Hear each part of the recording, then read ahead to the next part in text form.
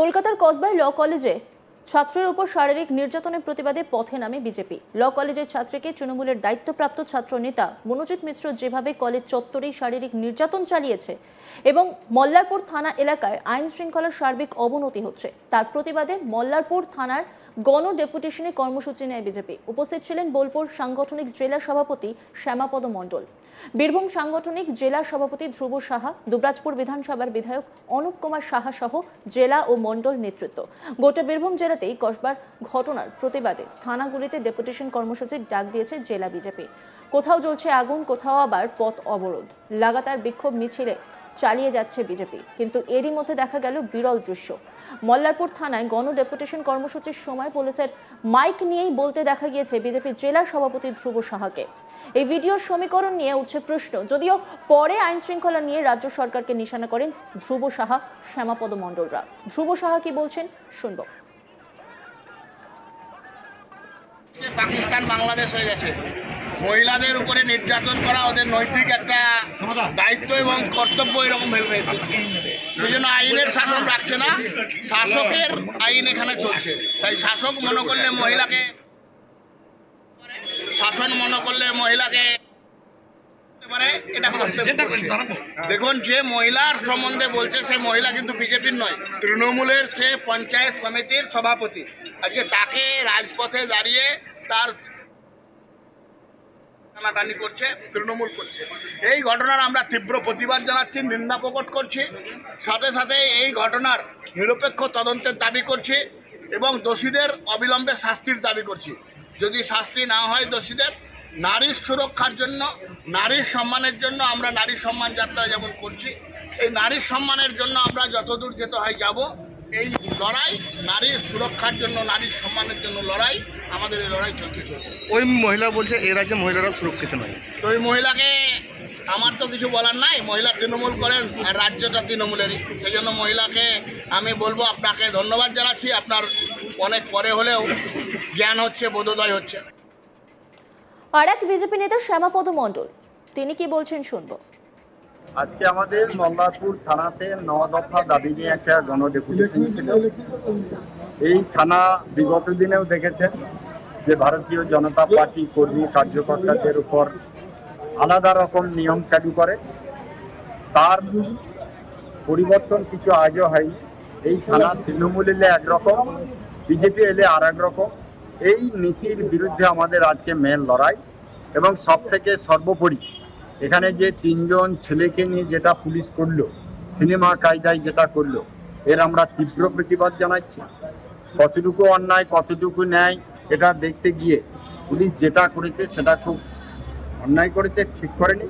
3টে অল্প বয়সী ছেলে, তাদের বিরুদ্ধে ডাকাতির কেস দিত। আমি বলছি ডাকাত ওরা নয়, পুলিশ যত রকম যা সাজাবার চেষ্টা করবে, ডাকাত ওরা নয়। মূল ডাকাত এখানে পুলিশ ধরতে পারে না, মূল ডাকাত তৃণমূল দলের আশ্রিত, তাদের গায়ে হাত দিতে পারে না। আর সেই ডাকাতদের সাথে থেকেই পুলিশ সাপোর্ট করে। অতএব এইরকম দ্বিচারিতা এখানে চলে, তার বিরুদ্ধে আজকে আমরা 9টা দাবি নিই।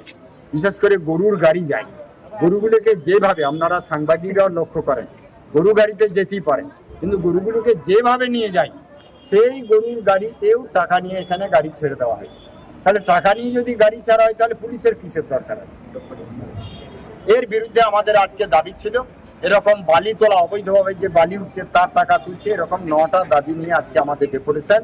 প্রশাসনকে আমরা প্রথম ডেপুটেশন নিয়ে বলেছি যে যদি পরিবর্তন না হয় তাহলে আগামী দিনে কি রকম আন্দোলন হবে সেটা বলে গেলাম না, পরে বুঝে নেব।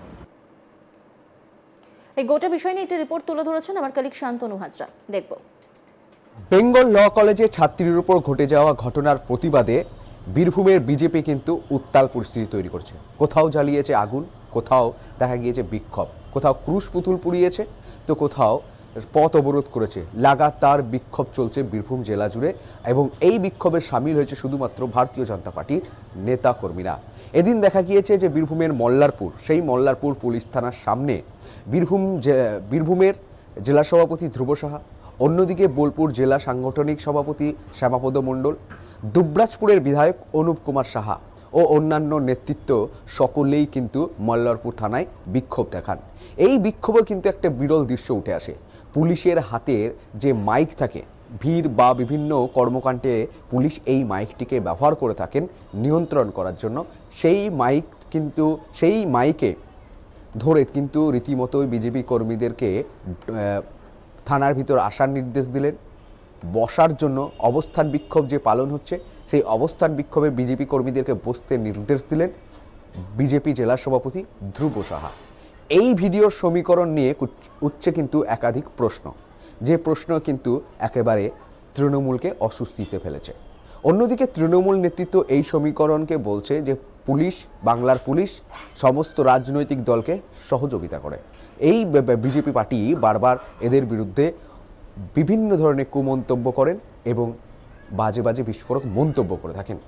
তবে দেখা গিয়েছে যে বীরভূমের দুবরাজপুর, মল্লারপুর, রামপুরহাট, সিউড়ি, সাঁইথিয়া এবং বিভিন্ন যে বীরভূম জেলার থানা রয়েছে, সবচেয়ে যে গুরুত্বপূর্ণ রোড রয়েছে, চৌমাথা রয়েছে, NH-14 রোড রয়েছে, সমস্ত রাস্তায় কিন্তু বারবার লাগাতার দেখা গিয়েছে ভারতীয় জনতা পার্টির বিক্ষোভ। বেঙ্গল ল কলেজের ছাত্রীর ঘটনায় একেবারে যে প্রতিবাদ করতে শুরু করেছে বিজেপি, একেবারে আন্দোলন মুখর হয়েছে, একেবারে অগ্নিগর্ভ পরিস্থিতি করে তুলেছে বীরভূমকে বিজেপি তরফ থেকে।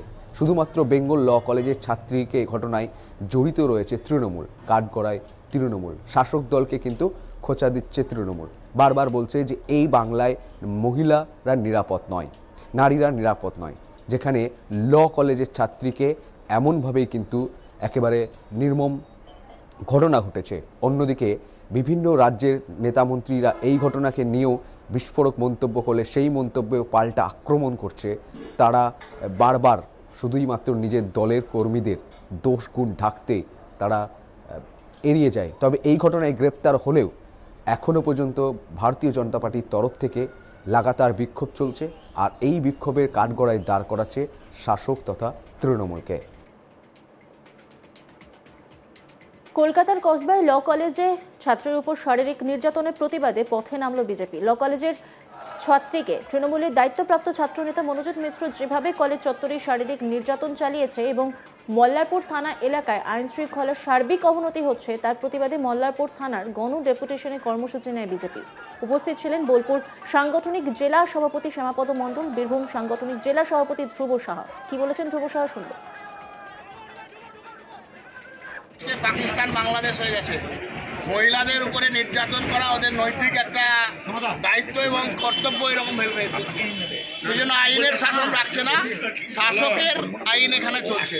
তাই শাসক মনে করলে মহিলাকে। অন্যান্য খবরের আপডেটের জন্য অবশ্যই নজর রাখুন আজ তাক বাংলার ইউটিউব স্ট্রিমিংয়ে। লাইক, কমেন্ট, শেয়ার এবং সাবস্ক্রাইব করতে ভুলবেন না।